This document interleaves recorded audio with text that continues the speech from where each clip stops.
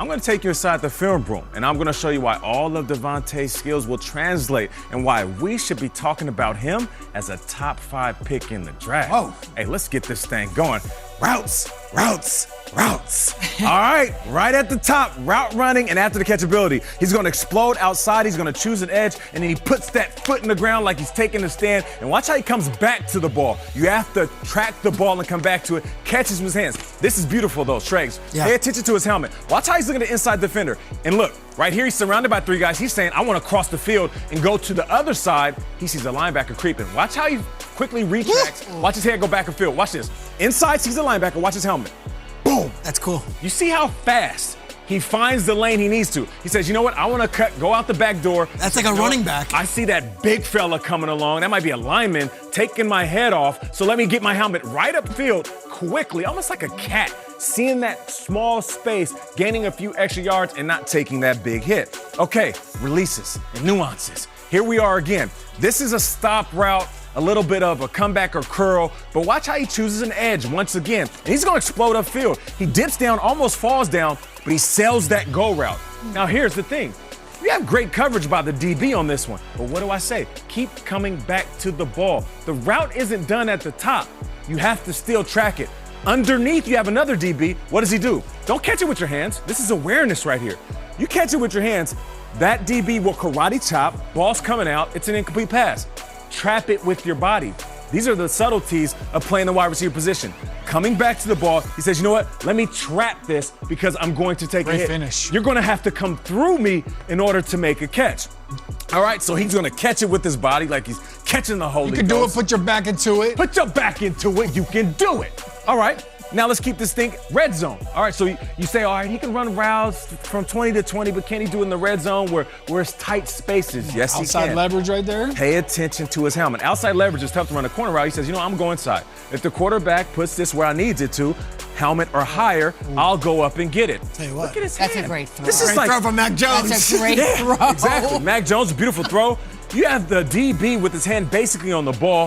What do you call that, Nate? He goes up, helmet or higher. That's a little toe jack swag. Helmet or higher, snatches it with his hands, gets the feet down, and the DB says, no, that's not a catch. Devonta says, I know it's a catch because I know where I was on the field. All right, so now he did a post corner or corner there. Watch, you're gonna see a post corner here. All right, so route. Devonta goes inside. Look at his helmet though. His helmet is beautiful to me because he keeps his helmet straight. You never know if he's running a go route, an out route, an in route, and then he breaks to the post, and right here, he's going to track the ball. A little bit of a push off, but they're both doing some push and stuff. And once again, he looks inside to sail the post. DB doesn't necessarily bite, but he goes up, climbs the ladder, and catches it with one hand. Talk about aggressive at the point of attack. This is the 50-50 ball right here. So all of the time, the coach is saying, Nate, I need you to be the guy that makes it 80-20 instead of 50-50. If you're going up with the DB, I need you to get it most of the time. Right there, he blows a kiss like he's blowing past DBs. It's like an OBJ catch right there. That's right, another tight space. Look at his helmet. You see his eyes? His eyes are looking directly at the DB. Yep. What does that tell the DB? Yep. I don't know where this guy's going. He might cross my face. So what does the DB do? He widens his stance. Once he widens his stance, you can cross his face and go out instead of going in. And then right here, you're running an out route down to the pylon. You have to come downhill. Because a really good DB in the NFL, he's gonna come flat down the line, pick that off, and take that thing 99 yards. But no, Devonta understands if I come downhill, I can beat him to the pylon, get my feet down. That right there is a toe jack swag and a catch. He knows once again, another touchdown for the wide receiver. All right, the last route I'm gonna show you. Can he go over the top of the defense? Because there's questions, all right? I mean, what is he gonna run, like a 4.5? I don't know if he's high 4.4. Doesn't matter, dude's fast with pads on. And that just means he's a football player. Game speed. Here you have a little bit of a scissor route. And this is a deep pick play. He's actually gonna run into the DB on the top side. And you talk about, oh, he's slight. I don't know if he can keep up, but keep his body upright when he's taking shots. Listen, he bumps into a DB here, still keeps his feet, and the wide receiver on the outside comes open, but Mac Jones is like, I see Devonta wide open, catches it smooth with his hands. The dude is as smooth as butter. You continue to talk about his wide reframe.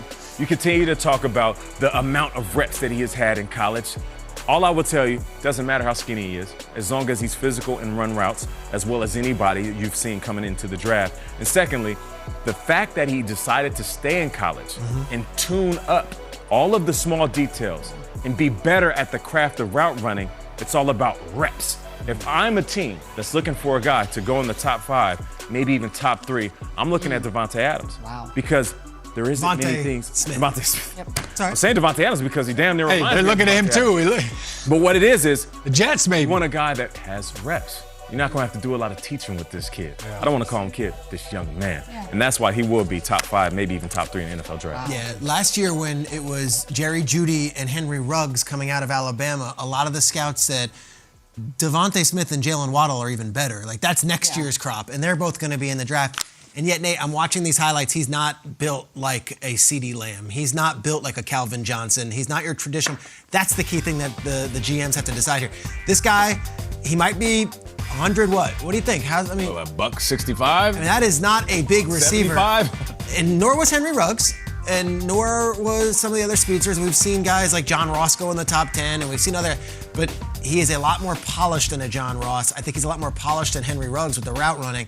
I'm fascinated to see what happens with his draft stock because Jamar Chase, the kid out of LSU, who's the other top wide receiver, he's built and does the things that maybe you expect a top 5 wide receiver to look like out of the gates. I'm not knocking Devonta Smith. He can go as high as number 2 to the Jets or number 3 to the Dolphins. We'll see what the NFL thinks about his frame. It's interesting. I can't help but fall back to the quote. It's not the size of the dog in the fight. It's the size of the fight in the dog. Yep. And you mentioned Henry Ruggs, not a big guy, made a huge impact for the Raiders this year. Super athletic. We actually showed some of his basketball hoop skills and highlights. But when you look at Devonta Smith, I look at with the ball in the air, what does he do? Man, he's a fighter. He's fighting for that ball. And the body control, Nate, you know this better than anybody. As a wide receiver, you have to adjust. It's not a perfect throw. I mean, as a receiver, you just have to be ready. Where's that ball going to be? And his ability to adjust and fight for those balls and make those catches, that's impressive. You look at a young kid coming out of Alabama, like you said. Yeah. This dude's NFL ready. Yeah. I'm pretty sure he's being coached by some of the best. And they just added a couple of NFL coaches in Bill O'Brien as well. Yeah. Yeah, I look at it. I get it that it's not the size of the dog. It's the fight. I get it. If he weighs 165, guys, I know you have to catch him to hit him. I understand all of it. Deshaun Jackson was like 175 soaking wet. It was a second-round pick. So, yeah. But listen, I just looked it up. It says 175, and you know they always add about 10 pounds. With him, online. they're adding. Maybe he is a $160, $170. But I'll say this. There's a couple of guys that come into mind. A.J. Green early on in his career. Very skinny. 6'4", though. Very skinny. He's a bigger guy, though. And String Green. Yeah, after him showing that he was durable, we stopped thinking about how light he was. Yeah. And then you look at Justin Jefferson. Justin Jefferson's not the biggest receiver in the world, and he was cooking with the Vikings. And one more guy, I'll throw his name out there, and we all said he was too thin to play this position. Lamar Jackson. We've been waiting for what? Quarterback. He's going to take more hits than Devonta Smith. If Lamar Jackson can play the quarterback position for 3 years and not have one major injury, you don't think Devonta Smith can run routes in the NFL? Can't hit what you can't catch. Nate, I loved what you did, though, showing us the different ways he became open for his quarterback. I think that for a young receiver, and what do I know? But I think that's really impressive. You just showed us like a collage of him in different ways, and I'm assuming it was Mac Jones on every one of those throws. But giving Mac Jones, I thought Mac Jones made one great throw in all of that, and the rest of it I thought was Devonta, which probably isn't wholly fair, but I loved what you showed us. It was a great lesson, Sherman Klump. Yeah, Thank you. Terrific. Thank you.